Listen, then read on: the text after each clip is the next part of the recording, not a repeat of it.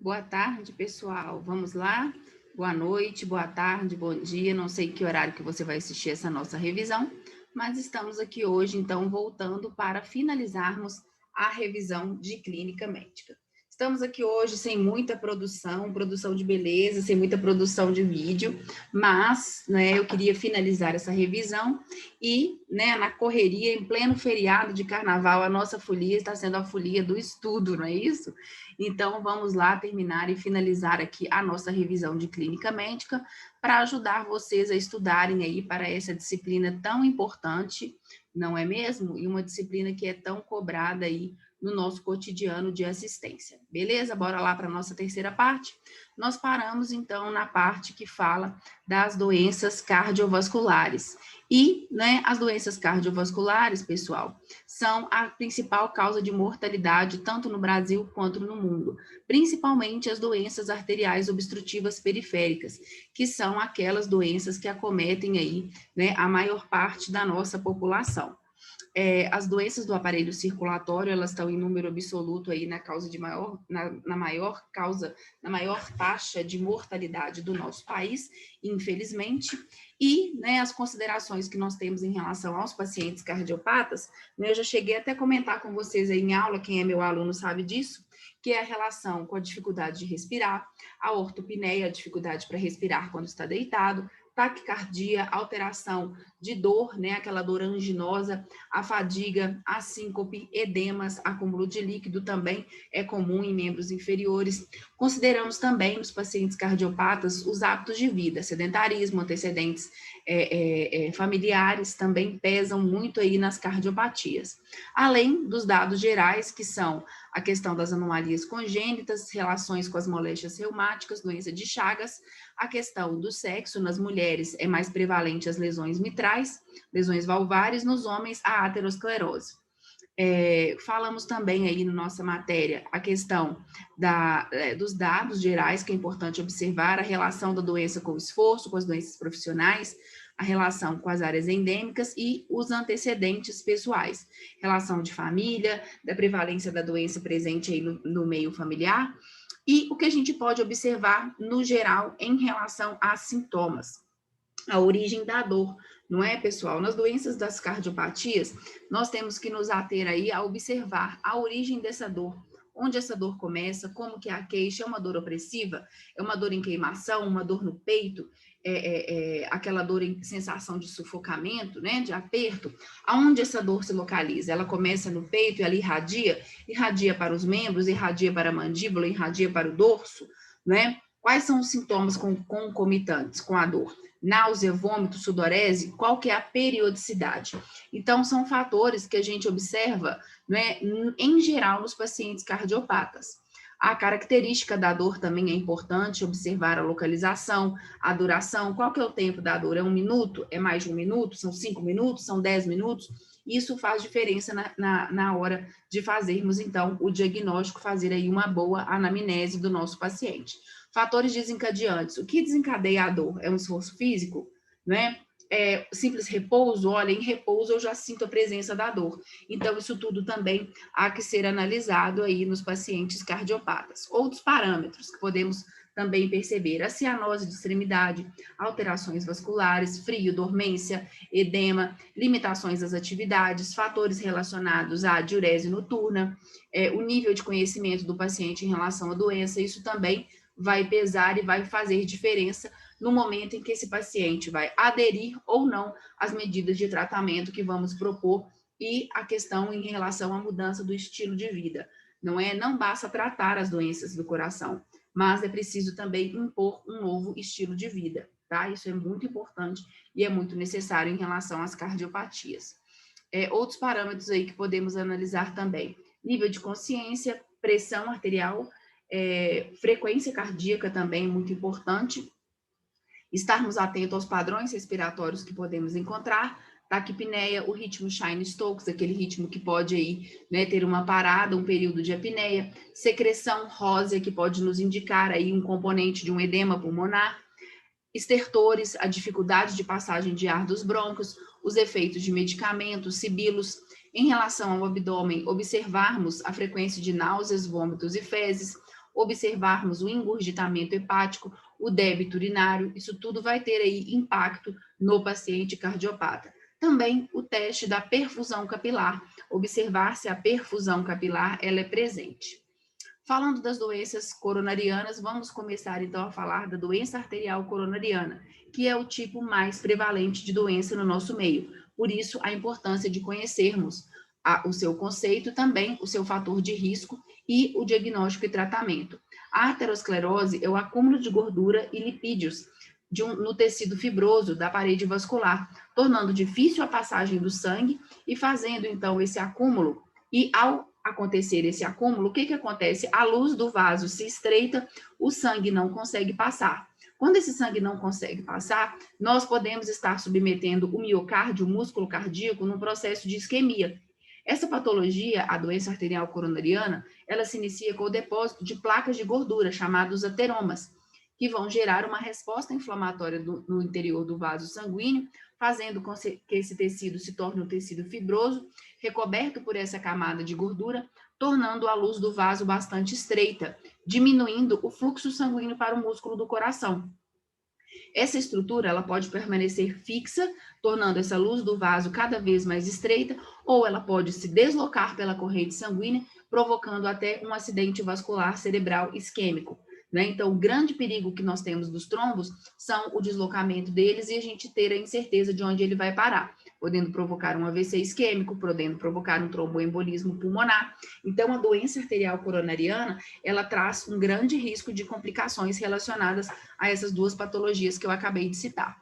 A aterosclerose, ela vai produzir sintomas conforme o grau de estreitamento dessa luz do vaso. Se estreitar muito, mais sintomas de isquemia. Se estreitar menos, o sintoma será mais ameno. Mas, né, esse estreitamento, essa dificuldade desse sangue passar, por si só, já é uma condição que inspira cuidados, pois pode submeter o coração aí à isquemia e pode submeter esse coração à morte dessa célula do miocárdio, tá? Do músculo cardíaco.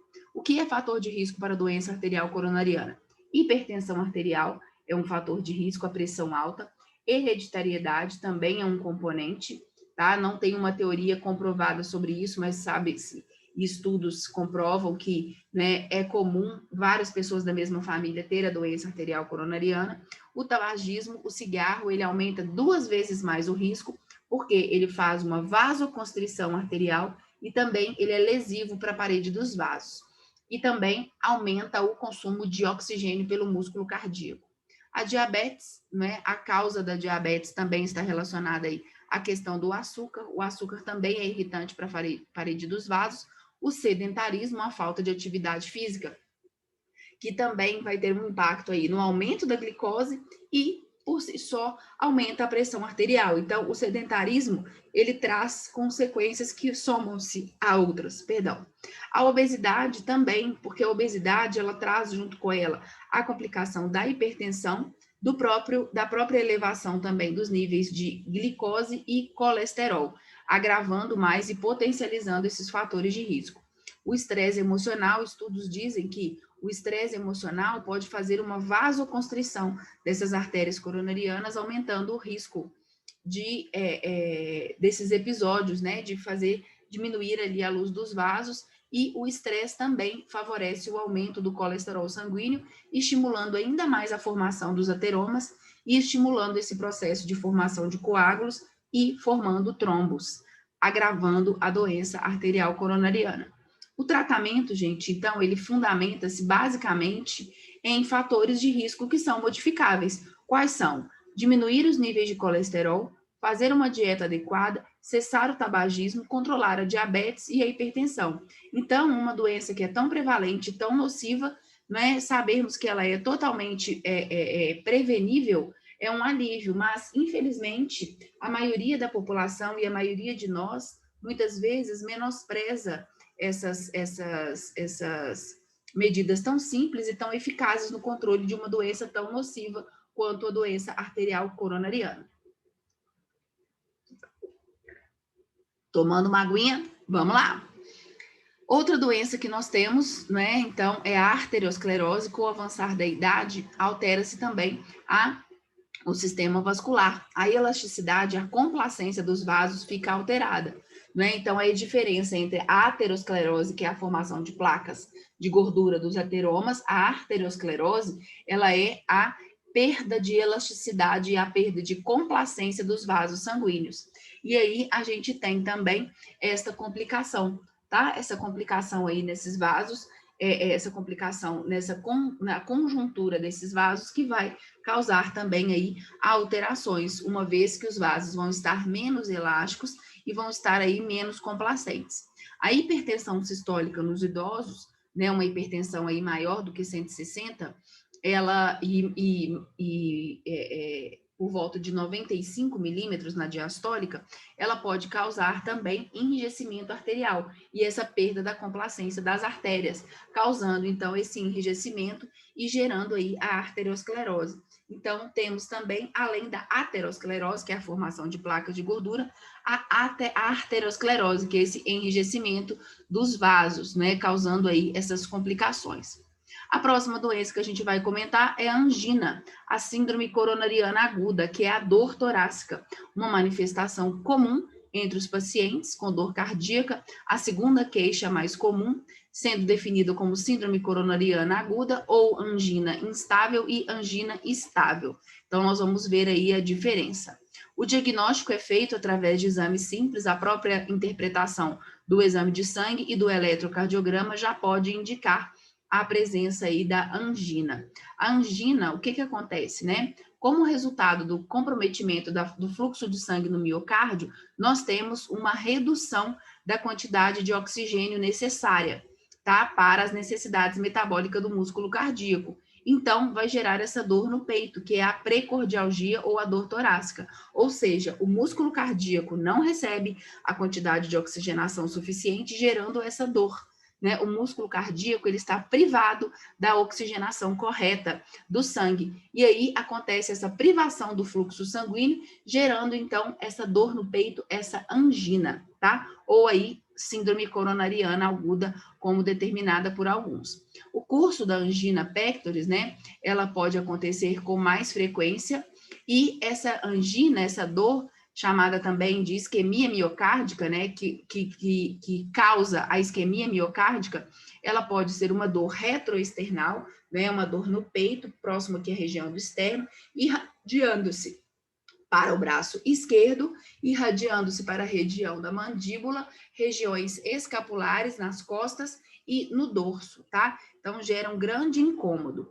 O desconforto é como se fosse impressão, uma dor constritiva, uma dor em aperto, né, que pode irradiar tanto para o braço direito quanto para o braço esquerdo. É mais comum no braço esquerdo e também no dorso, uma dor nas costas, que pode às vezes até ser confundida com outra dor. Pode ser confundida com uma dor de estômago, pode ser confundida com uma dor na coluna, mas é uma dor que reflete a isquemia, a falta de oxigenação do músculo cardíaco.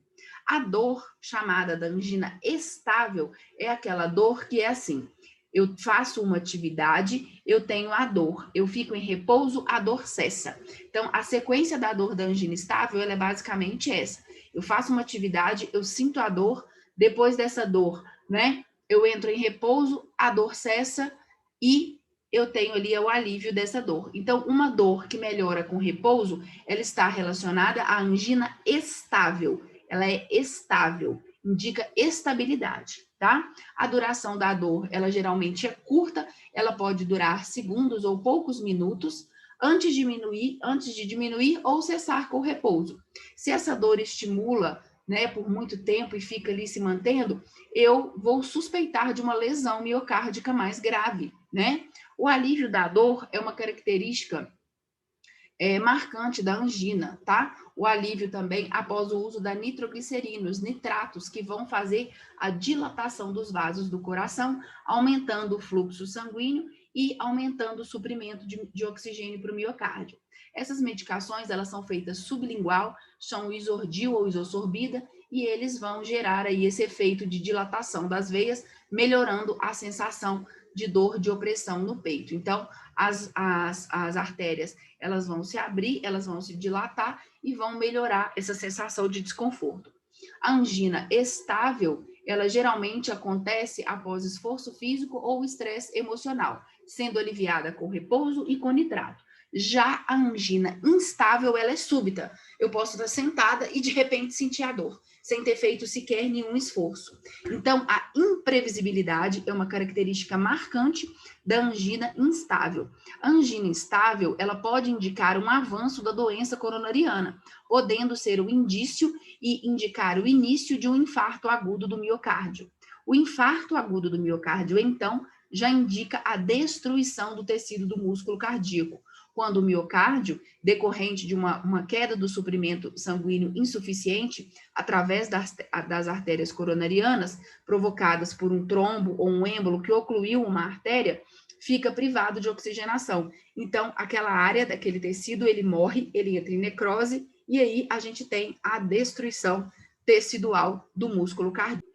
Então, pessoal, como eu estava dizendo, no infarto a gente tem a destruição tecidual do músculo cardíaco, tá? Então, nós temos aí, né, nessa situação de infarto, essa destruição do músculo cardíaco. À medida que as células, elas são privadas de oxigenação, elas vão ter a morte celular, que é aí o chamado infarto. Quanto mais tempo eu deixo a célula sem oxigênio, maior é a lesão do infarto e menor a chance desse infarto ser reversível. Por isso que eu cheguei até a passar para alguns alunos, eu indico para você que está me assistindo, se você não é meu aluno, uma série que está disponível inclusive no YouTube, chamada Tempo é Músculo, do Dr. Drauzio Varella, onde lá ele mostra a importância do tempo no tratamento do infarto, tá? Porque tempo é músculo já dizem muita coisa, né? Muita informação. Quanto mais rápido eu trato, mais eu preservo o músculo e menos lesão eu vou ter aí no meu músculo cardíaco. Uma dor constritiva, né, é uma dor que o paciente refere ali, uma dor praticamente na alma, né? Aquela dor ali superior a 30 minutos, uma dor que radia para a mandíbula, costas, região do hipogástrio, ombro esquerdo, com sudorese, agitação, fraqueza, dispneia, é essa a sensação. As complicações podem ser disfunção do ventrículo, gerar uma estase venosa, insuficiência mitral, hepatomegalia e outras complicações que podem levar o paciente até a uma parada cardiorrespiratória ou até ao óbito, se for um infarto aí fulminante. O que deve fazer o tratamento é preconizar e fazer o mais rápido possível o reestabelecimento da função e o reestabelecimento ali da oxigenação desse músculo, tá? Minimizando as lesões, ofertando oxigênio para o paciente, repouso absoluto, dieta zero, o alívio da dor através da morfina, que também alivia a ansiedade, usar os antiagregantes plaquetários para evitar a formação de trombos e coágulos, uma vez que nesse momento, né, o sistema de coagulação encontra-se ali hiperativo, e fazer a dosagem das enzimas cardíacas, um eletrocardiograma bem feito, de boa qualidade, para o médico avaliar, e a análise das enzimas CK total, CKMB e a troponina para avaliar aí a extensão da lesão e confirmar e diagnosticar esse infarto. Se necessário, encaminhar esse paciente para exames complementares, como o cateterismo, que é o exame diagnóstico, e a angioplastia, onde é possível fazer nesse procedimento até a desobstrução ali de uma artéria. Caso não seja possível fazer a desobstrução numa angioplastia, pode ser optado fazer ali uma CRVM, uma cirurgia de revascularização do miocárdio, onde através da construção de uma ponte é restabelecido o fluxo cardíaco naquela área ali onde o músculo teve a sua função prejudicada, onde o músculo teve o tecido ali privado de fluxo sanguíneo, restabelecendo então o fluxo naquela região, evitando que mais células venham a morrer e recuperando aquela área de tecido. Lembrando que as células que morreram, que já entraram em necrose, elas não vão recuperar. Mas se eu restabeleço o fluxo, eu consigo minimizar futuras e eventuais perdas em novos episódios, porque eu não posso deixar aquela área privada de fluxo sanguíneo. Ok? Assistência de enfermagem, eu vou então agir de forma rápida, eu vou agir atuando no controle da dor, nas medicações prescritas pelo médico, evitando ruídos, mantendo uma observação constante do paciente, cabeceira elevada, uma monitorização hemodinâmica completa no monitor multiparâmetros, promover um ambiente calmo, funcionar acessos, esse paciente ele precisa ficar com um bom acesso, o alívio da dor, vigilância nos sinais vitais e evitar a complicação aí de possíveis arritmias, né? E também aí evitar o choque cardiogênico. Vou observar também a resposta ao tratamento medicamentoso e mudanças nos hábitos de vida, gente, tem que ser, né, efetuadas. Já a hipertensão é uma doença prevalente, é aquela doença onde a pressão arterial ela mantém um valor ali acima, não é, de cento, perdão. A hipertensão é aquele valor de pressão onde o indivíduo ele vai manter uma pressão aí acima, né, de 130 por 80, 140, né? Então a hipertensão, ela é uma doença que atinge 15 a 20% da população, e o que a gente vai manter de atenção é sempre estar medindo e atento para ver se aquele valor ele já fez lesão aí de um órgão-alvo, tá? Então, dentro da hipertensão, observar as principais causas, o avançar da idade, a obesidade, fatores de risco como colesterol, falta de exercício físico, e atentar, porque, né, o problema da hipertensão é a alteração que ela pode causar aí a longo prazo e a lesão dos órgãos-alvos. Então, a gente faz geralmente uma mudança de estilo de vida e, se não for suficiente, entra-se com o uso do tratamento farmacológico. A insuficiência cardíaca congestiva vai ser aquela doença que também está aí dentro das doenças do coração, que é a doença onde a função cardíaca de bomba do coração entra em falência, ou seja, o coração não consegue bombear o sangue na velocidade e na força suficiente para atender às exigências dos tecidos, para levar aí, né, o fluxo sanguíneo necessário.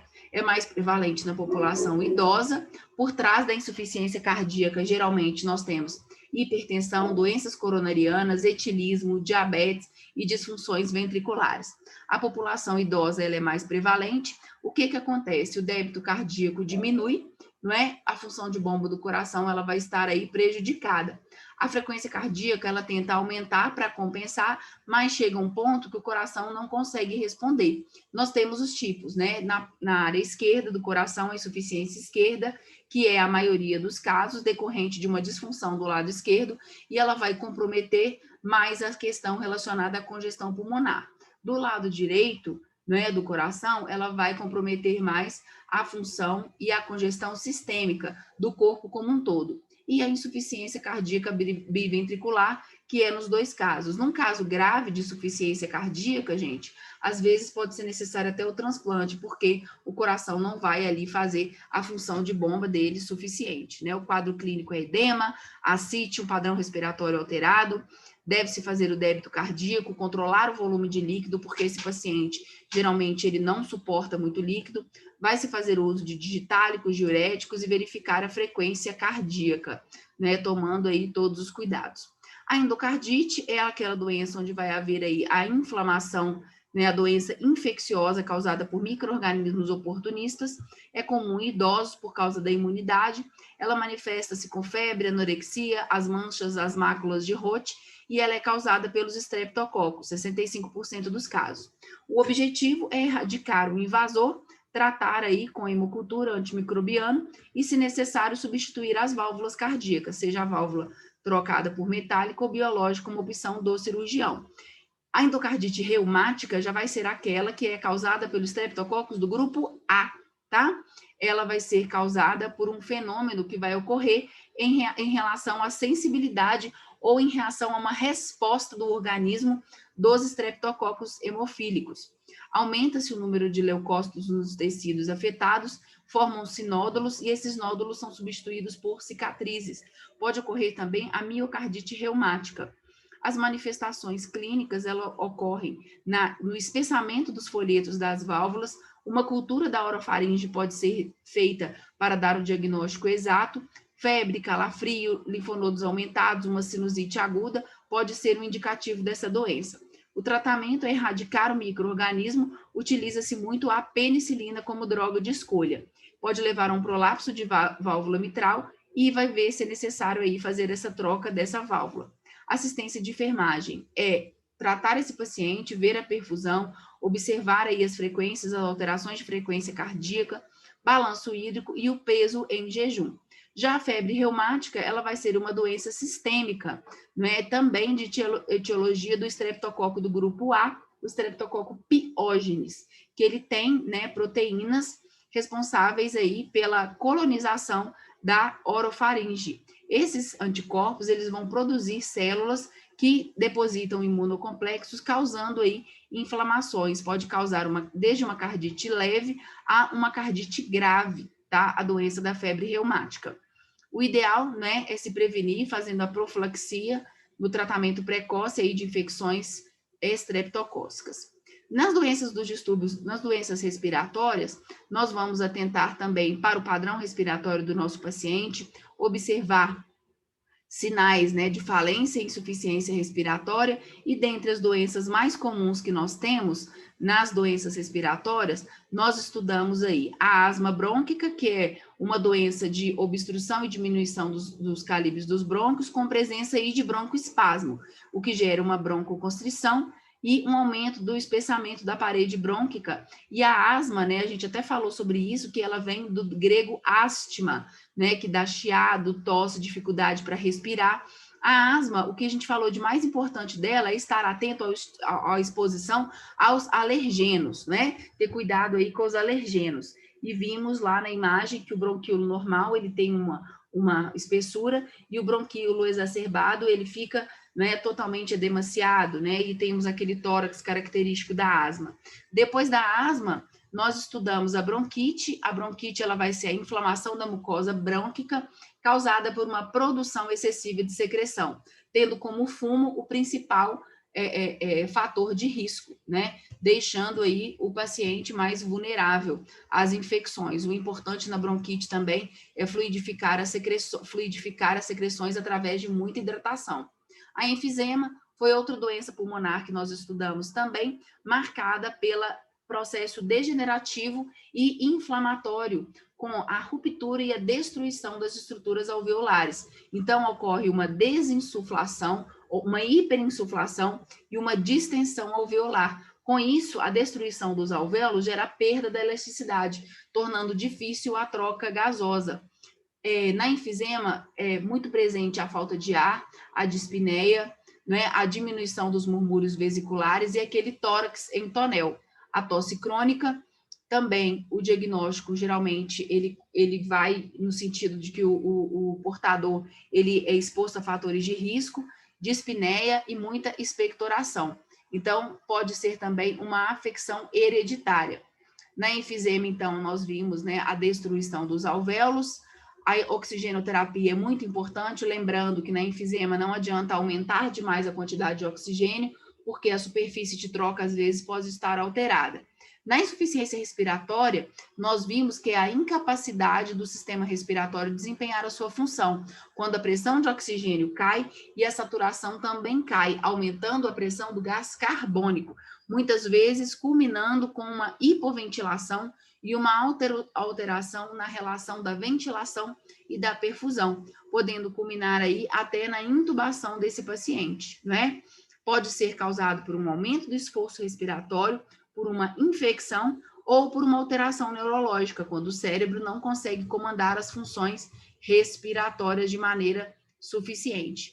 Já o edema agudo, nós vimos que é decorrente de um aumento da pressão na rede capilar, extravasando água, extravasando líquido da rede capilar para os pulmões, gerando o edema agudo de pulmão. Esse líquido extravasa, então, do intestino para os alvéolos pulmonares, gerando, então, a falta de ar com a secreção espumosa rósea, que também pode significar aí a destruição alveolar, a dispneia, a falta de ar, aquela sensação de estar ali, ó, afogando no seco, né? O importante do edema agudo é tirar a quantidade de líquido, oxigenar esse paciente, fazer medidas ali com o uso de lasix, diuréticos, otimizar o balanço hídrico desse paciente e observar aí a ventilação.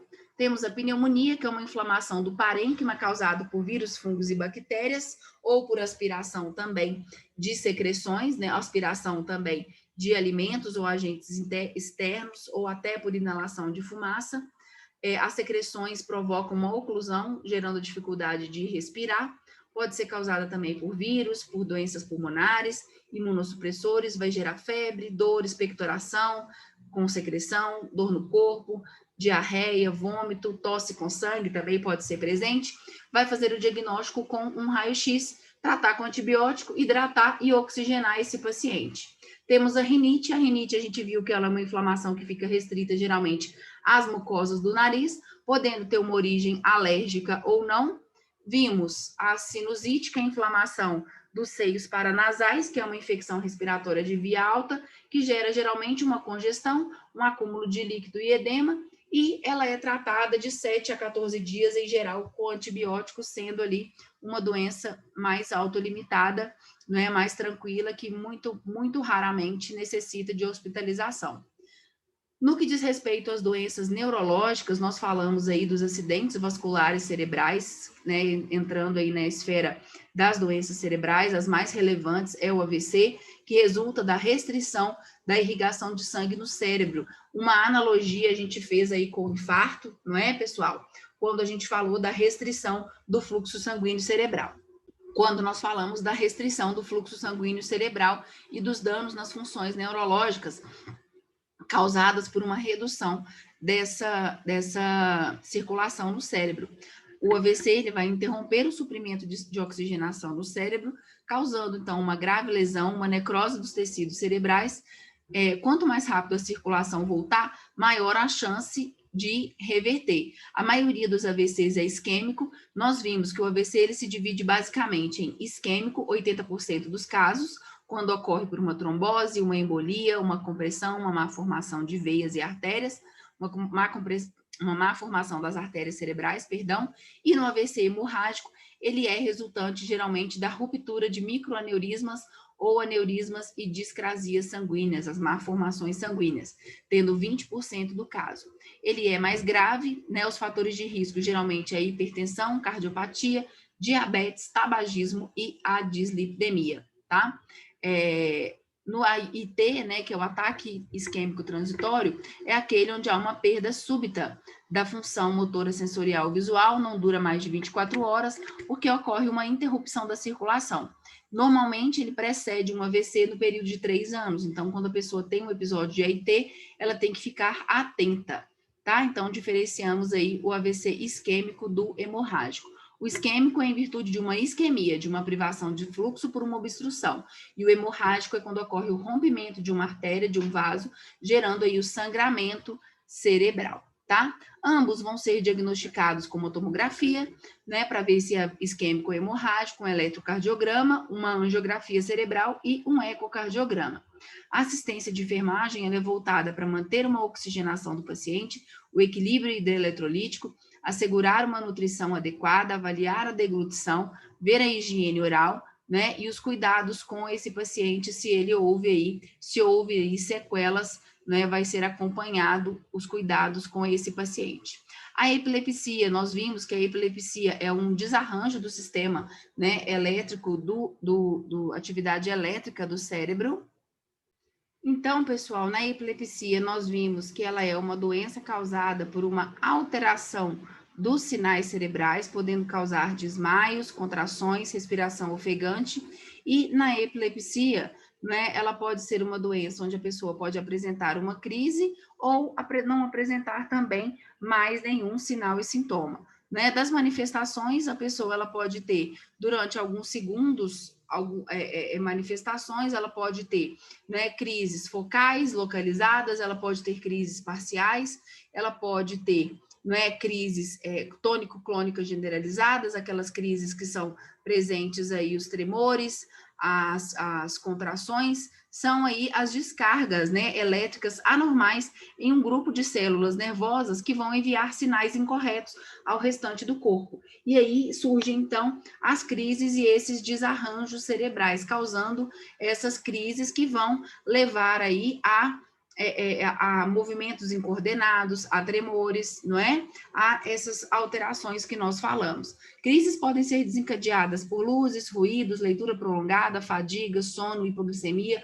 o uso de álcool. Os sinais e sintomas podem ser espasmos, contrações, cialorreia, perda de sentido, relaxamento dos esfíncteres, respiração ruidosa.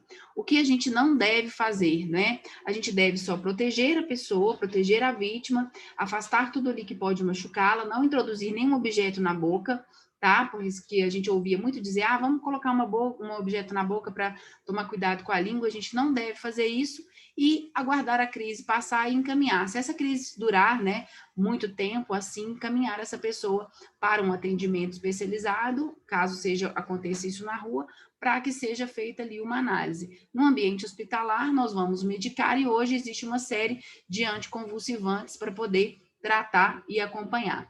A diabetes, nós estudamos que é uma doença metabólica pela insuficiência da insulina, pode ser por uma diminuição da secreção da insulina, ou pode ser pela ausência da produção dela, em transportar a glicose, né?